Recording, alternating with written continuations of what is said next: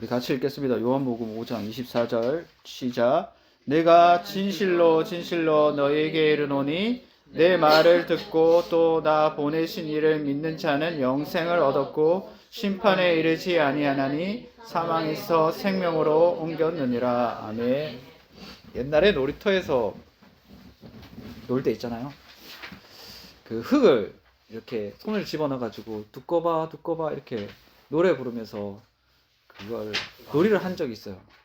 요즘도 합니까? 안 돼요, 그거. 잘 안 되죠. 네. 그 손을 뺐을 때 이게 흙이 무너지면 실패한 거고, 손을 뺐을 때 이 집이 그대로 남으면 성공한 거예요. 내가 이긴 거죠. 그런데 제가 제 기억으로는 10번 했을 때 저는 그거를 성공한 적이 한 번 있을까 말까, 그 정도로 어려워요. 근데 그 노래 있잖아요. 두꺼봐 두꺼봐 헌집 줄게 새집 다오라는 노래 있잖아요. 제가 찾아봤어요. 이게 어디서 나왔는가. 우리나라에 보면 한국민속 대백과 사전이라는 그런 책이 있어요. 거기 보면 이게 뭔가 하면 두꺼비 중에 옴두꺼비라고 있어요. 두꺼비 등에 독이 있는 두꺼비가 있는데, 이 옴두꺼비가 평상시에는 뱀을 만났을 때 뱀 쓱 보더니 이제 그냥 도망가요. 안 싸워, 옴두꺼비가. 그런데 이 속에 알을 품었을 때는 뱀을 보면 싸웁니다. 일부러 가서 시비를 걸어요, 뱀한테. 옴두꺼비가. 근데 이상하죠? 이겨야지 시비 걸잖아요. 이기는 상대한테 시비를 걸어야 되잖아요. 근데 이 옴두꺼비는 뱀한테 시비 걸고 자기가 죽어. 그 뱀한테 먹힙니다. 그러고 나서 어떻게 하는가 하면 뱃속에 들어가서 자기가 있는 독을 다 뿜어요, 뱀한테. 그럼 뱀도 죽어요. 뱀도. 그렇게 해서 어떻게 하는가 하면 자기 속에 있는 새끼가 그 어미 옴두꺼비의 몸도 먹고 뱀도 먹고 해서 태어나는 거예요. 이렇게. 이게 자연의 섭리입니다. 그래서 어미 두꺼비가 새끼를 태어나게 하기 위해서 일부러 뱀한테 가서 죽는 거예요. 그거를 갖다가 이제 노래로 만들어서 그 어미의 희생정신을 가지고 가정에 복이 되라고 하는 의미로 동요를 만든 거예요, 노래를. 두꺼봐 두꺼봐 헌집 줄게. 그러니까 헌집은 어미의 몸이 되는 거죠. 새집은 새끼들이 새 생명을 얻는 게 된다는 뜻이 있습니다. 되게 심오한 뜻이 있죠. 저는 아무 생각 없이 이렇게 어렸을 때 노래를 불렀는데, 그 어미 두꺼비를 생각을 하니까 예수님이 떠오르더라고요. 예수님이 이 땅에 내려오신 거는 이 땅에 온갖 죄악의 독이라는 그 독 속에서 우리를 품고 우리를 이 땅에 낳게 하기 위해서 자기를 죽이신 거죠. 그래서 십자가에서 자기를 죽인 거예요. 예수님이 바로 생명을 주시기 위해 우리를 품고 십자가에서 죽으셨다는 겁니다. 그 말씀을 하는 게 바로 오늘 우리 본문을 읽었는 그 말씀인 거예요. 24절 말씀 다시 한번 읽어보겠습니다. 시작. 내가 진실로 진실로 너희에게 이르노니 내 말을 듣고 또 나 보내신 이를 믿는 자는 영생을 얻었고 심판에 이르지 아니하나니 사망에서 생명으로 옮겼느니라. 아멘. 예전에 이 본문 가지고 무디 목사님이 설교를 하신 적이 있어요. 이 본문 가지고 무디 목사님이 설교를 하고 난 다음에 어떤 청년이 찾아와서 무디 목사님한테 물었어요. 목사님, 저는 예수님을 믿는데 영생에 이르는 것은 잘 모르겠습니다. 이렇게 말을 하니까 무디 목사님이 뭐라고 얘기했는가 하면 오늘 본문 말씀 요한복음 5장 24절을 다시 한번 읽어보세요 라고 했습니다. 그러니까 그 청년이 읽었어요. 읽으니까 무디 목사님 그 청년한테 물었어요. 당신 예수님을 믿습니까? 네, 믿습니다 라고 대답을 하고 다시 질문했어요. 그러면 영생을 얻었습니까? 아니요, 그거는 좀 이렇게 하니까 다시 한번 읽어보세요 라고 이야기를 했어요. 그렇게 3번을 하고 나서 3번째도 청년이 영생에 대해서 잘 모르겠습니다 라고 하니까 목사님이 언성을 약간 높여서 호통하는 어조로 이야기를 했어요. 예수님이 얻었다 하시면 얻은 것이지 당신이 무엇인데 감히 예수님이 주신다는 것을 모르겠다고 하십니까? 라고 책망을 하시는 거예요. 그래서 그 사람이 정신을 번쩍 차리고, 그래 내가 믿는 거는 틀림없잖아. 내가 믿었으니 영생이 있는 것이로구나 하고 생각하게 되었습니다. 여러분, 우리가 믿는 거는 잘 생각해야 합니다. 우리가 믿는 거는 우리 스스로의 의지에 의해서 믿을 수가 없습니다. 하나님이 반드시 은혜를 주셔야지 우리는 예수를 믿을 수 있습니다. 근데 이렇게 이제 무디 목사님에게 질문을 하고 들었던 이 청년이 나중에는 정말로 믿게 돼가지고 신학교로 갔습니다. 그리고 목회자가 돼서 무디 목사님 교회에서 무디 목사님 다음 때를 잇는 후임 목사가 됐어요. 이 목사님이 100년 전에 한국에 온 적이 있습니다. 월버 체프만 목사님이라고. 영생에 이르는 길이란 그 설교를 가지고 수많은 사람을 예수님의 그 구원에 이르게 한 그 유명한 목사님입니다. 그래서 우리가 예수님을 믿는 사람은 어떻게 되는지 자세히 알아야 합니다. 성경은 오늘 분명히 얘기합니다. 예수 믿으면 어떻게 된다고? 영생을 얻는다. 우리는 이것에 대해서 우리 자신에게 적용시켜서 면밀히 살펴볼 필요가 있습니다. 자, 여러분 잘 들으세요. 영생 하면 뭐가 떠오릅니까? 영원한 생명. 그렇죠. 영원한 생명. 영원히 사는 것. 보통 사람이 영생하면 영원히 사는 것을 생각합니다. 근데 영원히 사는 것으로만 끝난다면 지옥에서도 영원히 삽니다. 그 말씀 어디서 했는가 하면 마가복음 9장 48절에 보면 예수님이 뭐라고 이야기하셨는가 하면 거기에서는 구더기도 죽지 않고 불도 꺼지지 않는다. 구더기도 영원히 산다. 지옥에서. 그래서 영생은 단순히 영원히 사는 것으로 끝나는 게 아니라는 뜻이에요. 그러면 영생은 뭐라고 이야기합니까? 요한복음 17장 3절에 보면 이렇게 쓰여져 있습니다. 영생은 곧 유일하신 참 하나님과 그가 보내신 자 예수 그리스도를 아는 것이다. 저희가 이 교회에서 와가지고 이 요한복음 17장 한 3번인가 4번인가 설교 때마다 얘기한 것 같은데, 영생에 대해서. 하나님과 예수님을 아는 게 영생이다. 하나님과 예수님을 아는 게 영생이다. 근데 여러분, 아는 거란 거 있잖아요. 머리로만 아는 게 아닙니다. 여기서 안다는 거는 부부지간에 같이 지내면서 아는 것, 동고동락하면서 아는 것을 이야기합니다. 그래서 다시 말하면 뭐냐? 영생은 우리가 하나님과 하나 되어서 같이 살면서 하나님과 예수님을 아는 게 영생이다라는 겁니다. 그게 진짜 영생이에요. 진짜 영생이라고. 자, 우리가 생명을 생각할 때도 이것을 반드시 생각해야 합니다. 앞에 무디 목사님한테 질문했던 그 청년 때 질문했던 체프먼 목사님이 왜 처음에 그토록 영생에 대해서 오락가락 했는가 하면 예수님을 믿는 거를 여기 지식에만 머물러 있었기 때문에 그렇습니다. 내가 예수님에 대한 지식이 있어요? 그 지식을 가지고 그냥 믿는 거라고 착각을 했기 때문에 그게 오락가락 하는 거예요. 생명을 얻는 것, 그 다음에 예수님 믿는 게 왜 이렇게 중요한가 하면, 그래서 그거를 구체적으로 성경을 보고 내가 예수님을 믿는지, 내가 예수님으로 인해서 생명을 받았는지 반드시 확인을 해야 합니다. 그래서 우리가 요한복음 1장부터 이제 4장까지 쭉 읽어봤잖아요. 그리고 우리가 매일 아침 묵상에서도 요한복음 1장에 대해서 묵상하고 있잖아요. 거기 요한복음 1장에 오면 사람 하나가 나옵니다. 누굽니까? 나다넬 말고. 요한. 그렇죠. 요한. 세례 요한이 나옵니다. 자, 세례 요한이 다른 사람들하고 차별되는 특징을 가지고 있었어요. 세례 요한이 어떤 특징을 가지고 있었는가 하면 우리 성경책에 있습니까? 다 같이 찾아볼까요? 요한복음 1장 6절에서 7절. 요한복음 1장 6절에서 7절 말씀 우리 같이 읽겠습니다. 시작. 하나님께로부터 보내심을 받은 사람이 있으니 그의 이름은 요한이라. 그가 증언하러 왔으니 곧 빛에 대하여 증언하고 모든 사람이 자기로 말미암아 믿게 하려 함이라. 아멘. 한 절 더 읽겠습니다. 15절 같이 읽겠습니다. 시작. 요한이 그에 대하여 증언하여 외쳐 이르되 내가 전에 말하기를 내 뒤에 오시는 이가 나보다 앞선 것은 나보다 먼저 계심이라 한 것이 이 사람을 가리킴이라 하니라. 아멘. 세례 요한이 다른 사람하고 다른 특별한 점이 뭔가 하면 그가 거기서 무슨 일을 했는가 하면 예수에 대해서 증언하러 왔다고 이야기합니다. 그렇습니다. 생명 있는 사람은, 그 안에 생명이 있는 사람은 어떻게 행동하는가 하면 하나님과 관계가 회복돼서 하나님의 뜻을 받아 예수님을 증거를 합니다. 이런 특징이 나타납니다. 예수님을 증언하는 사람.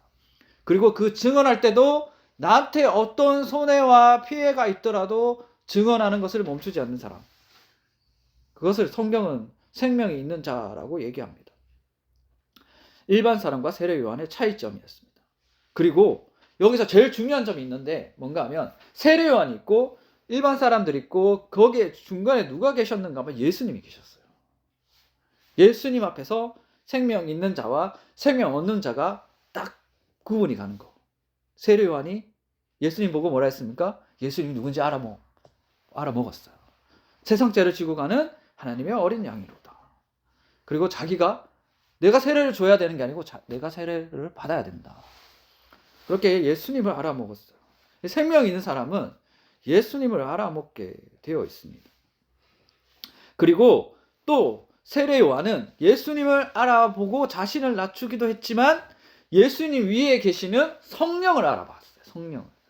그래서 1장 33절에서 34절에서 이렇게 얘기합니다. 나도 그를 알지 못하였으나 나를 보내어 물로 세례를 베풀라 하신 그이가 나에게 말씀하시되 성령이 내려서 누구 위에든지 머무는 것을 보거든 그가 곧 성령으로 세례를 베푸는 이인 줄 알라 하셨기에 내가 보고 그가 하나님의 아들이심을 증언하였노라 하니라. 아멘. 여러분 생명에 대해서 정말 생명을 가진 사람은 하나님이 무슨 일 하는지 보게 됩니다. 세례 요한이 그랬어요. 성령 받은 사람은 성령의 일이 뭔지 봅니다. 저 사람의 일이 성령의 일인가 아니면 그냥 사람의 일인가 그게 보이게 된다는 거예요. 자, 그리고 우리가 이제 살아있다는 거 생명이잖아요. 생명에 대해서 좀 더 잘 알려면 생명 없음에 대한 것도 알아야 돼요. 반대편에 있는 거. 생명 없음 뭐죠? 죽는 거. 죽음. 여러분 죽음에 대한 그런 그 사회적인 정의를 아세요? 어떤 상태에 이르게 되면 죽었다고 그 사회가 판단을 내리는지. 맞아요.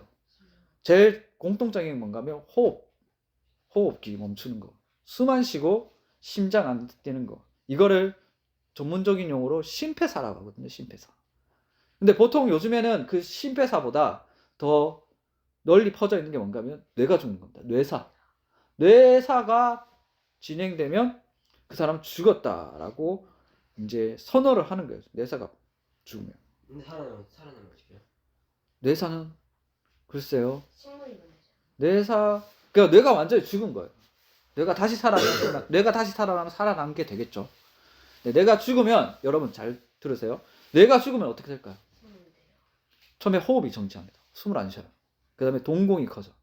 동공이 커지고 동공 반사가 없고 그 다음에 외부 자극에도 반응을 안 해. 그 다음에 피부가 창백해지고 온도가 내려갑니다. 팔다리 체온이 떨어집니다. 그리고 그렇게 됐다는 건 뭐예요? 그 사람이 그 사람으로 있을 수가 없다는 거예요. 그 사람이 이렇게 눈을 뜨고 있어도 그 사람이 아니라는 거죠. 그 사람은 존재할 수 없다는 거. 사람도 못 알아보고 막 찔러도 반응도 없고. 자, 이것을 성경으로 가져와 볼까요? 성경으로. 반응이 없어요. 그렇죠? 세례 요한과 일반 사람도 있고 예수님이 있는데 반응이 없어. 그 죽은 사람들의 특징입니다. 예수님이 있는데 반응이 없어요. 근데 세례 요한은 어떻게 했어요? 예수님 보자 반응을 하죠. 그 예수님의 말씀을 이해를 해요. 또 저분이 어떤 분인지를 알고. 살아있는 사람의 특징입니다. 반응을 한다는 거예요. 반응을 한다. 그리고 예수님 생명 있는 사람은 그 말씀이 들어와서 반응이 일어나고 마음의 변화가 일어나서 행동을 합니다. 이게 살아있는 사람의 특징이에요. 자극에 예수님이라는 복음의 말씀에 내가 반응을 하는 거. 살아 움직인다는 거. 그게 살아있는 사람의 특징입니다.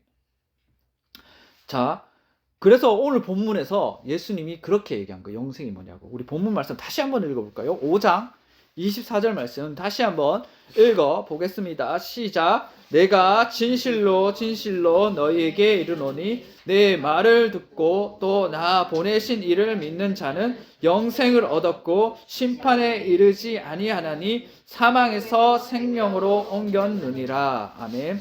여기 살아있는 사람의 특징을 주님께서 얘기할 때 첫 번째로 뭐라고 얘기하는가 말씀하시는가 하면 내 말을 듣고, 24절에 있죠. 너희에게 이르노니 내 말을 듣고, 말씀이 들린다는 거예요. 여러분 이게 진짜 중요합니다. 죽은 자는 말씀이 들리지가 않아요. 죽은 자는. 여러분 귀 열려 있습니까? 귀 열려 있습니까? 제가 교회를 고등학교 2학년 때부터 다니다가 10수년이 지나서 예수님을 만났는데 내가 10년 동안 들은 말씀이 기억이 안 나요. 그래서 밖에서 예수 믿고 돌아와서 사람들에게 뭐라고 얘기했는가 하면 왜 진작에 얘기 안 했냐. 그래서 권사님들 그때 뭐라고 얘기했냐면 막 웃으면서 얼마나 많은 얘기를 했는지 모른다고 너한테. 근데 제가 기억을 못한 이유가 뭘까요? 죽은 자였기 때문에. 생명이 없는 자라서 교회에 앉아 있어도 예수님 말씀을 이해하지 못하고 안 들렸던 거예요. 안 들렸던 거예요. 그래서 죽은 자는 말씀이 안 들립니다. 또 질문해 보겠습니다, 여러분. 여러분 자발적으로 성경을 펴보신 적이 있습니까? 그런 산자입니다. 긍정적인 겁니다. 죽었다. 자발적으로 죽었니 살았니? 자발적으로 펴서 죽었다. 그 성경의 내용이 눈에 들어온 적이 있습니까? 그게 진짜 자발적으로 펴서 그 성경 내용이 눈에 들어오잖아요. 그러면 그 사람은 정말 긍정적인 상태라고 할 수 있습니다. 대부분 성경을 펴지도 그 성경의 내용을 보지도 않는 상태에 있습니다. 심지어 교회를 오래 다닌 분들 중에도 그런 사람이 진짜 많습니다. 근데 재미있는 사실은 뭔가 하면 그렇게 성경을 내 자발적으로 편 적도 없고 읽어보지도 않았는데 천국 간다는 것은 철석같이 믿는다는 거예요. 여러분 성경은 분명히 말합니다. 예수를 믿는 자는 예수님을 아는 자들이고 예수님의 말을 듣는 자들이다. 예수님 모르는데 어떻게 천국 갑니까? 그런 사람들의 천국은 어떤 천국인가 하면 예수님도 없고 천국에 하나님도 없고 내 욕심만 있는 거. 내 욕심이 형상화돼서 번쩍번쩍한 곳이 천국이다 라고 머릿속에 생각하고 있어요. 그게 천국입니까? 아닙니다. 진짜 천국이 아닌 거예요. 천국은 주님이 계신 곳이 천국인 겁니다. 그래서 그 천국 가는 사람은 이 땅에서부터 그 주님에 대해서 알고 그 말씀을 듣고 여기서부터 영생을 시작하는 거예요. 영원히 사는 거를. 그래서 겁이 없어요. 영생을 사는 사람. 그래서 자기 아들을 모리아 산에 데리고 가서 잡을 수가 있는 거예요. 아브람처럼. 그 영생을 사는 사람들. 그래서 그렇게 이 땅에서 준비를 하는 거죠. 예수님은 내 소원 성취를 위해 계시는 분이 아닙니다. 내 소원 성취 때문에 멋대로 사는 우리들을 죽은 자의 삶 속에서 가만히 놔두지 않고 산자로 옮기기 위해서 이 땅에 인간으로 오신 분입니다. 그리고 우리가 알려고 하지도 않았는데 예수님이 오셔서 자기를 희생해서 하나님에 대해 알리셨어요. 하나님에 대해. 그렇게 생명을 불어넣으신 분이 예수님입니다. 그래서 생명 받은 자는 자기가 살 자리로 가는 게 아니고 자기가 죽을 자리로 갑니다. 나는 죽어야 하니까요. 예수님 정말 만나면 나는 죽어야 한다는 걸 깨닫게 됐습니다. 죽는 자리로 갑니다. 여러분 그런 교회에서 그런 말을 많이 듣죠. 나는 죽고 예수로 산다. 이 말을 들으면 많은 분들이 착각하는 게 있는데 나는 죽고 예수로 산다는 말을 들었을 때 처음에 떠오르는 게 뭔가 하면 내 성질을 죽이고 참아야 한다. 막 이런 식으로 아시는 경우가 대부분이에요. 이게 틀린 말은 아닌데 거기서 끝나면 틀린 말입니다. 거기서 끝나면 그냥 참는 게 내가 죽는 게 아니에요. 예수님이 이 땅에 와서 왜 십자가에서 죽으셔야 하는가 하면 우리가 율법을 지킬 수 있는 그런 상태가 아니었기 때문에 그렇습니다. 율법이 요구하는 거를 우리가 들어줄 수 없어서 우리가 죽어야 되는데 그걸 대신해서 예수님이 십자가에서 죽으신 거예요. 법 못 지키는 우리를 위해서. 그게 믿어진다는 거예요. 예수 만난 사람은, 생명을 얻은 자는. 그러면 어떻게 되는가 하면 여기 본문에서 얘기했죠. 아까 계속 강조했던 게 뭔가 하면 영생을 얻은 자는 내 말이 들린다고 했어요. 내 말이 들린다는 거는 성경이 보인다는 뜻이고 말씀이 내 삶에 와서 붙었다는 뜻이에요. 말씀이 내 삶에 와서 붙으면 어떻게 되는가 하면 내 삶을 말씀이 해석하게 되어 있습니다. 내가 어떤지, 내가 어떤 사람인지 말씀이 해석하게 되어 있어요. 그게 해석될수록 어떻게 되는가 하면 나는 나쁜 놈이구나. 나는 죄인이구나. 내가 죽어야 되는데 왜 예수님이 죽었을까? 내가 죽어야 되는데 그런 자리로 계속 가게 되는 겁니다. 내가 죽어야 되는 자리로. 남들이 얘기해줘서 나는 죽어야 한다. 내가 뭔가 참아야 된다. 이게 아닙니다. 실제로 말씀이 내한테 들어와서 나를 부셔버려야 돼. 너 말씀 안 지키잖아. 왜 가식적으로 신앙생활해? 너 거짓말 할래? 너 착한 사람 아니잖아. 너 거룩한 사람 아니잖아. 너 하나님 좋아하는 사람 아니잖아. 라는 것을 말씀이 와서 가르쳐 준다는 거예요. 그게 진짜 성도의 삶입니다. 그러면 그 말씀이 가르쳐 줄 때 진짜 성도는 뭘 느끼냐? 나는 죽어야 하는 몸이구나. 근데 그 죽어야 할 자리에 누가 있어요? 예수님이 계신다는 겁니다. 그래서 그런 자리로 계속 할 때마다 뭐가 일어나는가 하면 예수님의 소중함과 예수님에 대한 감사가 일어나게 되는 거예요. 예수님에 대한 감사. 예수님에 대한 감사. 바울은 로마서 5장에서 이걸 이렇게 얘기했습니다. 그런즉 한 범죄로 많은 사람이 정죄에 이른 것 같이 한 의로운 행위로 말미암아 많은 사람이 의롭다 하심을 받아 생명에 이르렀느니라. 한 사람이 순종하지 아니함으로 많은 사람이 죄인 된 것 같이 한 사람이 순종하심으로 많은 사람이 의인 되리라. 율법이 들어온 것은 범죄를 더하게 하려 함이라. 그러나 죄가 더한 것에 은혜가 더욱 넘쳤나니. 그 은혜를 생각하게 되어 있어요. 말씀이 나한테 붙었기 때문에. 그래서 제가 세례교육 할 때 계속 물어봅니다. 너 왜 죽어야 돼? 네가 지은 죄가 뭐야? 이것도 모르고 세례 받으니 이상해지는 거예요. 나중에 신앙생활이. 내 의지로 와서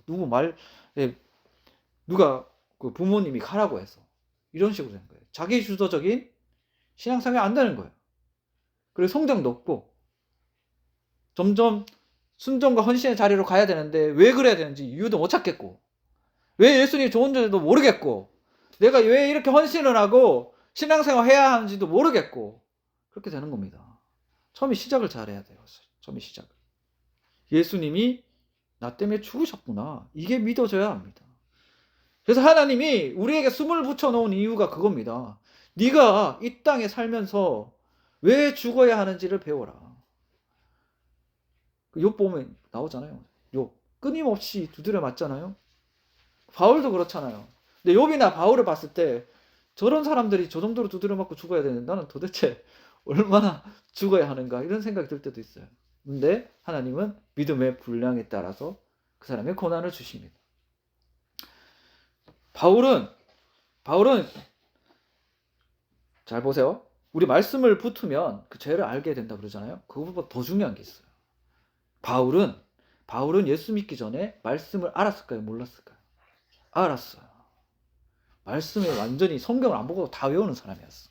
그래서 자기를 소개할 때 어떻게 얘기했는가 하면 나는 율법을 흠잡을 데가 없는 사람이다. 그렇게 얘기할 정도였거든요. 그런데도 뭐라고 얘기하죠? 난 괴수라고.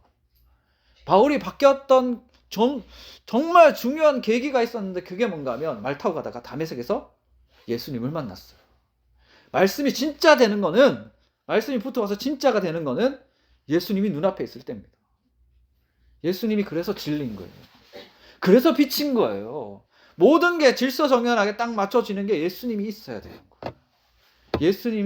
바울이 예수님을 만나고 나서 깨달았어요. 나는 하나님을 잘 섬기고 잘 살고 선한 사람인 줄 알았는데 아니었구나. 오히려 원수였구나. 나는 정말 죽일 놈이었구나. 자기보다 하나님을 예수님을 대적한 사람이 없었구나라는 표현을 괴수라고 표현했죠. 괴수. 그런데 바울이 변화받게 된 계기가 뭐예요? 괴수인데 예수님이 어떻게 했죠? 바울을 살려줬어요. 바울을 정죄해서 죽이러 오신 게 아니고 그런 바울을 다시 살려주려고 오셨다는 거예요. 바울은 그게 믿어졌어요. 어떻게 원수 같은 나를 살려주셨을까? 그게 믿어져야 합니다, 여러분. 그게 정말 삶 속에 깊이 들어와서 계속해서 고백되어져야 하는 겁니다. 그래서 바울이 그렇잖아요. 목숨 걸고 복음을 전했던 겁니다. 그러면서 이런 얘기를 계속했어요. 뭔가 하면 나는 날마다 죽는 자리에 가는 거죠. 죽는 자리에. 계속해서 처음 느꼈던 것보다 더 큰 그런 죄악됨을 계속해서 자기가 보게 되었던 거예요. 자기 죄를. 그래서 날마다 죽는 자리에 갔어요. 그러면서 어떻게 해요? 예수님을 놓지 않았던 거죠. 예수님 놓으면 나는 죽는다. 예수님 놓으면 나는 죽은 사람이 된다. 그래서 이런 말도 했죠. 오라 공고한 자여. 이 사망에 죽어가는 몸에서 누가 나를 건져낼까? 그런 고백을 하기도 했습니다. 자, 여러분. 우리한테 이걸 적용시켜 봐야 돼요. 생명 없는 거를 줄여서 뭐라고 얘기하는가 하면 없다. 없음이라고 얘기합니다. 없음. 자, 없음. 없는 게 뭔가. 여러분, 오늘 집에 가서 이 말을 기억하세요. 없는 게 뭔가. 여기 바닥에 있잖아요. 모래를 들어가지고 이렇게 날려본 적 있어요? 저 어렸을 때 쓸데없는 짓을 많이 해가지고 이상한 사람은 취급 많이 받았는데 놀이터에 가서 다른 애들 막 흙 짚고 뭐 그러는데 저는 혼자 이렇게 바람이 막 이렇게 던졌어요. 이렇게 모래를 이렇게 던졌어요. 모래 그럼 바람에 던지면 어떻게 돼요? 날아가죠. 아무것도 없어요, 모래. 여러분 그거 아세요? 근데 사람이 죽으면 그렇게 됩니다. 아무것도 없어. 모래처럼 이렇게 던지면 확 퍼져요. 거기 아무것도 없어. 아무것도 없어요. 우리가 아무것도 없는 거예요. 그게 진짜 우리예요. 모래처럼 날아가는 게 우리예요, 우리. 속절없이. 그러면 그 반대로 모래하고 다르게 있는 경우는 뭘까요? 똑같이 모래처럼 날아가더라도 있게 되는 경우. 저는 이것 때문에 운 적이 있어요. 남자 울었다 가면 좀 부끄러운 말이 될 수도 있는데 전도사 시절에 사역이 너무 힘든 거죠. 사람이 힘들 때는 어떨 때 힘든가 하면 그 사람으로서 취급 못 받을 때. 사람이 상처받는 이유가 뭔가 하면 그 사람의 존재를 계속 지울 때예요. 사람들이 그 사람으로서 대우 안 해줄 때, 타인에 의해서 내 존재가 지워질 때 제일 힘듭니다. 목회자의 삶이 그래요. 사람 정말 많이 만나잖아요. 그리고 세상에 의해서 계속 지워지는 게 목회자의 삶이에요. 전도사 때 너무 힘들어가지고 밖에 앉아 있는데 주님이 그런 마음을 주시는 겁니다. 너는 거기에 있다. 하나님 때문에 내가 여기에 있음이 있게 된 게 믿어질 때 있잖아요. 이 가슴 깊이 찾아오는 감사함이 있습니다. 그때 제가 느꼈는 게 뭔가 하면 단순히 거기에 있다라는 정도로 생각되어지는 게 아니고 내가 하나님 때문에 살아있구나라고 느껴지게 됐어요. 그게 믿어졌어요. 하나님과 연결돼서 내 존재가 확정될 때 그때 그거는 어떻게 찾아오는가 하면 감격으로 찾아옵니다. 감격으로. 누구도 지울 수 없는 생명이 되는구나. 그때 제 입에서 뭐라고 얘기했는가 하면 그래 괜찮아. 하나님이 계시니까 괜찮아. 혼자 그런 말을 했어요. 그 마당에 앉아가지고. 사랑하는 성도 여러분, 우리는 지금 죽어가는 세상 속을 살아가고 있습니다. 죽어가는 세상은 자기 살기 위해서 남을 계속해서 지워갑니다. 남을 까내리고 욕을 하고 비판을 하고. 근데 그게 진짜 살아있는 게 아닙니다. 거기다가 예수님도 모릅니다. 반응도 없고 호흡도 없습니다. 그러나 그 속에서 예수님을 만난 자들은 다릅니다. 예수님을 믿는 자들은 하나님의 말씀을 듣고 하나님을 알게 됩니다. 그리고 하나님과 연결해서 자신이 살아있음을 깨닫게 됩니다. 그 생명을 가지고 예수님이 오셨구나라는 것을 믿게 됩니다. 그리고 그것을 믿는 사람은 어떻게 사냐? 그분을 위해서 죽으러 갑니다. 그렇습니다. 우리는 그렇게 살아야 되는 인생입니다. 나는 죽고 예수로 사는 인생. 그게 진짜 생명을 얻은 자의 삶이고 복된 인생입니다. 여러분과 제가 사는 길은 오직 한 가지밖에 없습니다. 그것은 예수님을 믿고 생명을 얻는 것입니다. 그런 복된 인생이 되시기를 주님의 이름으로 축원드립니다.